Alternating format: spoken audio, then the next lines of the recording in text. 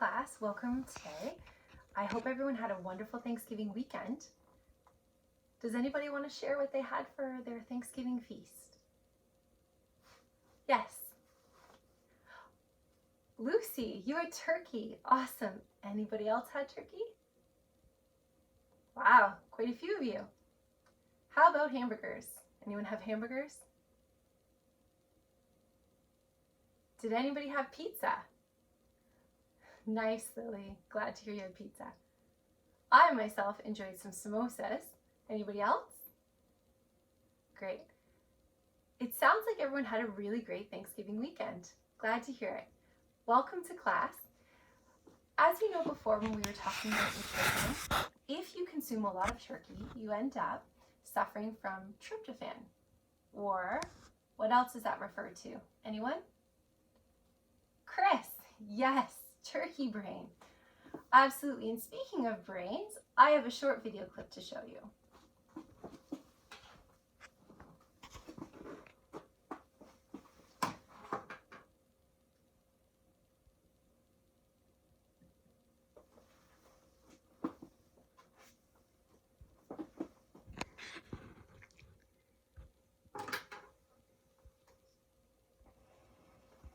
God did not intend for us to play football. Let's keep that out of this. Okay. Okay.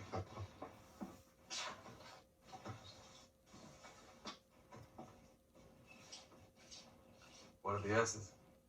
These plus And the O's? the others, obviously. Yes, other team. Do you even watch football? No, not at all. But I've been studying Mike Webster's position. Man in the middle. It's quite deceptive. The most violent position on the field. They slap, they punch, they forearm it. It's an unremitting storm of subconcussive blows. The head as a weapon on every single play of every single game, single practice from the time he was a little boy to a college man, culminating in an 18-year professional career. By my calculations, Mike Webster sustained more than 70,000 blows to his head. Now these men, these fastest. Now, their speed multiplied by the speed of the men who hit them, the G-force is generated, equivalent to hitting them on the head with a sledgehammer. All of this triggered a cascading series of neurological events which unleashed killer proteins upon Mike Webster's brain.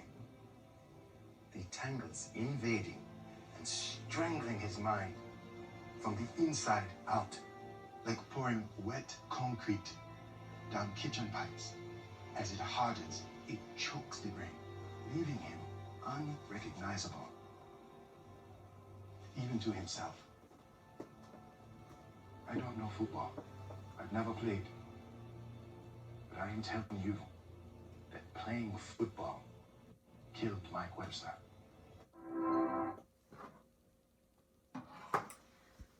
All right, class. Can anyone tell me where that movie clip is from? Zen, good guess. You're on the right track. Anyone else? Brianna, you're right. It is from the movie Concussion. Does anyone know who the main actor was? Yes, that's right. It was Will Smith, and he was playing the doctor. This is based on somebody who actually suffered several concussions throughout his career and ended up causing severe brain damage. And he played competitive football. Can anyone guess why this was the start of our class today? No, today's not movie day, but that's a good try. Yes, I'm trying to make learning fun. Thanks for that, Bryce. Okay, so I'm going to give you a little bit of information. Today we're going to be talking about concussions, and we're going to consider the health effects, how it affects an individual's well-being, and conventional therapies that are used to treat concussions. We're going to use some medical terminology and discuss how this topic has affected social trends and the healthcare issues. and how it relates directly to children and adolescents, so people like yourself. How do we plan to accomplish this today? I'm going to let you know. We're going to begin with a PowerPoint presentation and a brief discussion. We'll cover definitions and a diagram of the brain. Through our discussion, we'll create an anchor chart with information that we covered in the PowerPoint. And then we're going to view a video on concussion in sport.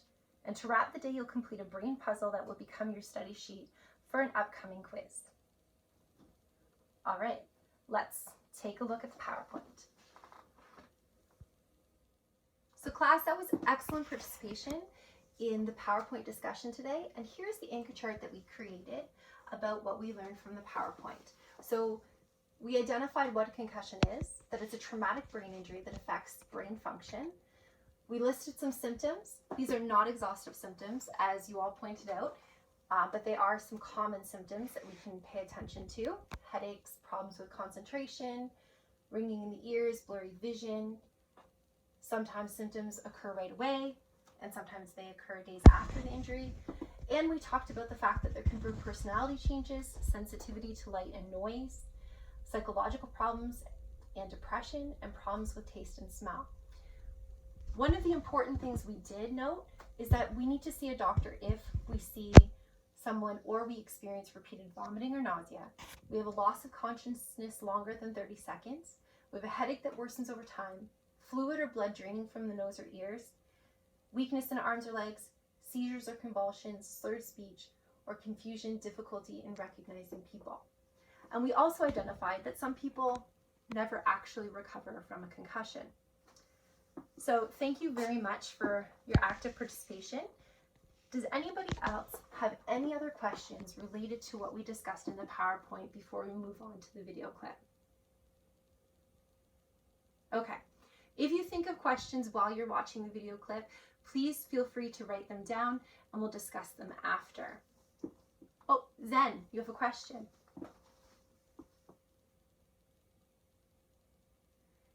Yes, concussions are a very serious issue affecting everyone differently and every demographic of age. Very good observation. All right, we're going to take a look at that video and then we'll have a brief discussion after. Okay, class, thanks for your attention to the educational video we just watched about concussions. We're going to have a discussion a little bit later about what you learned from the video. Does anybody have anything they want to share right now? Okay, I encourage you to jot down your thoughts and ideas, any questions that you might have related to what you just saw in the video so that you remember them. I'm going to distribute the brain puzzle for everyone to take a look at and try and work on. Do I have any volunteers? Awesome, thanks Lily. Thank you, Owen. Come on up, and if you can distribute these to your classmates, that would be fantastic.